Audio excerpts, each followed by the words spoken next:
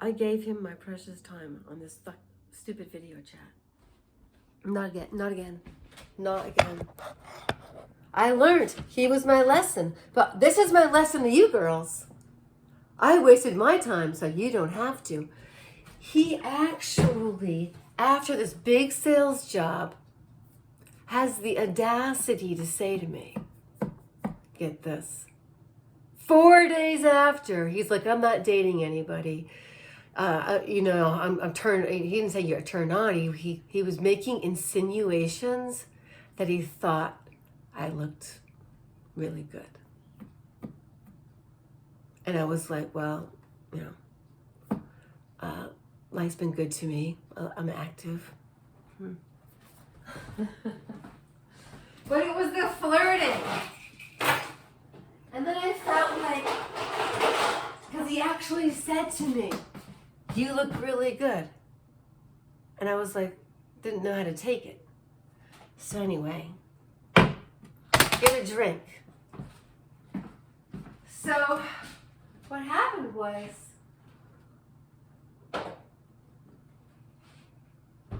we talked.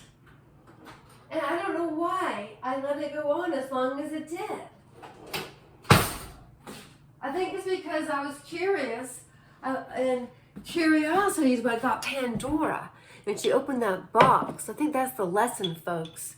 I think it's not about thinking women are evil. I think it's about, it's evil to let your curiosity get the best of you, no matter what your sex is. And what did I do? I had to keep opening that stupid box named urn, like a funeral urn. Fuck off, urn. And your little dog, too. Well, actually, his pussy. He has like 2 pussy cats. Apparently, he had a third one. I'm serious. He had a real pussy cat, meaning meow, meow. And another one, meaning meow, meow. And then the third one that he tells me about 4 days after he says he wants to meet me. And I'm like, okay, not a problem. Not a problem at all. But you're a liar. He's a liar. 4 days after you spend that much time on a woman? What an asshole. So that's what I'm telling you. It was all a sales pitch. Because he sends me this email that says something, not an email, but a text message. And he goes, it's one of those long oval ones that show his intelligence and he's thinking. And the first part, he has a compliment, but he makes it short, almost like I was interviewing for a job, which I was, meaning catering after his ego, which I would have turned down anyway. Ooh la la, girls. So this is what he probably had planned, because the next sentence was like, I'm a good guy and I just recently met a woman and I want to see where it goes, or something. I deleted it. I don't have the evidence. I admit it. But it was like, the words were such, girls, that his whole, I haven't met anybody of interest. I'm not really seeing anybody. Nobody's really like done it for me. He offers 4 days later. So it's not personal. Do you see how these guys are? This would be his bet, that I would be like waiting for my turn. Woo!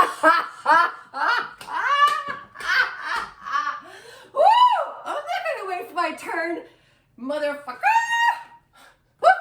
I'm gonna take my beautiful body, my life, my vitality elsewhere, because it wasn't gonna be offered to you in the first place. I was dreading hearing from him. I was dreading it. I was like, I slept on it. I realized I had just talked to a pharmaceutical guy. I felt really slimy and gross. I felt so disgusting.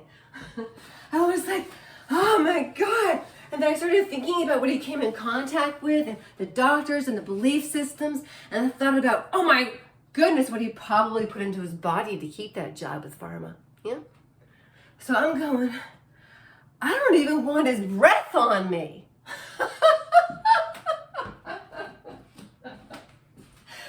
alone, you know what?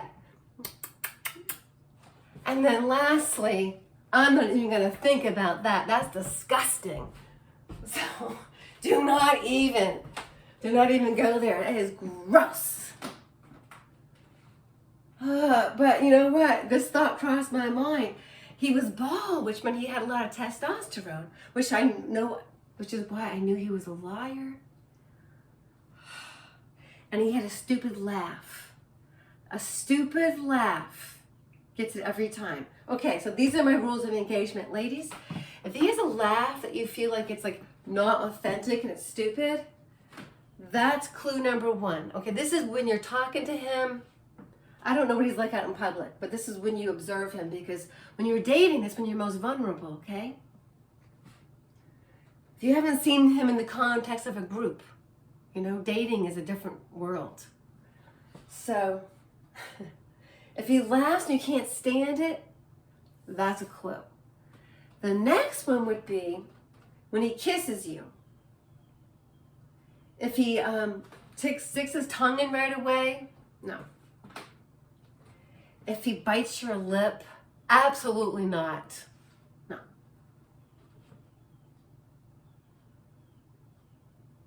If he wants to kiss you, pull you up with a small of your back, and then say, I think we should go have sex, absolutely not. He's the worst. He's the worst kind. The worst. So kissing is how you differentiate, but not how you make the big decision. Because if and only if they can kiss you and then go away and then come back for another kiss and take you out and then you kiss some more and then that goes on for a while, I would say a good 13 dates would work, at least. Then you can decide whether or not that's going to happen. But it's not about repeato, make it fast. No. It's about 13 times in which you felt divinely touched by them through observation of how they interacted with the world around them. Not how well they did something, but how well they expressed their divinity through their acts, through their actions, through their beauty, through their grace, through their masculinity.